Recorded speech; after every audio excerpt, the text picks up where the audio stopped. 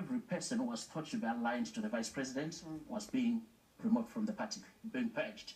Now, we are going to Congress, which is an electoral event or process in December. Okay, so you must be very excited now with this talk of democracy, because the man you don't want in charge is out, and there's all this talk from the party of real democracy now. We don't believe anything that comes from ZANU-PF, and they've deceived us and hoodwinked us for the past. And what makes you think that we believe them now? Because this, as we see it from the outside, is an in-house fighting between ZANU-PF. It's the succession struggle between ZANU-PF itself. The people of Zimbabwe, they only believe if in Zimbabwe if you have free and fair elections that are internationally monitored. And when are those coming? Not till next year, till 2018. At the moment, the elections are due in 2018. So there is an electoral process that's happening in ZANU-PF, which is supposed to happen next month. This is when the First Lady was expected to assume. Just let's sort of clarify things for our viewers then. So in the elections in August next year, your party could end up in opposition. You would accept that if you were in opposition then? Of course, that's the essence of because elections. It didn't happen, did it, last time? In 2008, when Morgan Tsvangirai appeared to have won that ballot, he did not end up in power. That's why I asked. You won by numbers, but we don't do first past the post in Zimbabwe.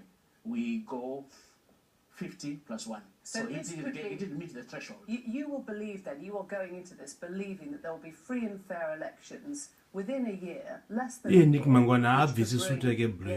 opposition party or anyone else who wanted to enter this ballot into power.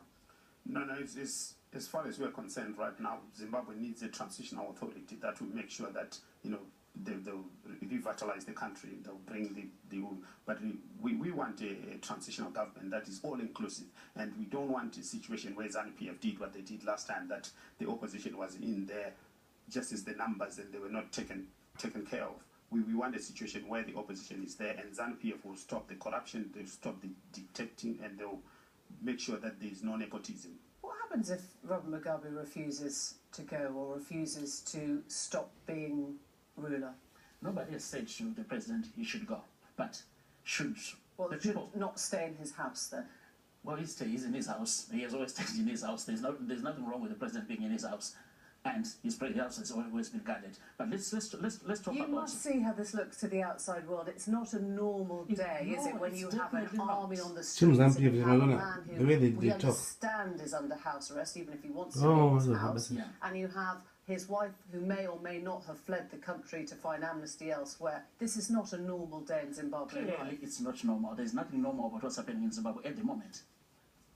That's established. But can I respond to the issue about the transitional authority? What he's asking for is exactly what people would complain if an army does. That is the suspension of the constitution, because in the constitution there is no reference at all to a transitional authority. There is a process. If you want to get rid of a president mid-term, you can impeach him. There is other process. He can resign. If President Mugabe chooses tomorrow, that's because the army has taken a bit of his power, he will go. Then that's fine. The president goes, and we go into elections within ZANU-PF, because at the moment ZANU-PF has to give Zimbabwe the next president. Thank you both very much indeed, and thank you for coming in. Well, Robert Mugabe's stated aim is to live to 100 and rule for life. This overweening ambition would sound far-fetched in the mouths of most.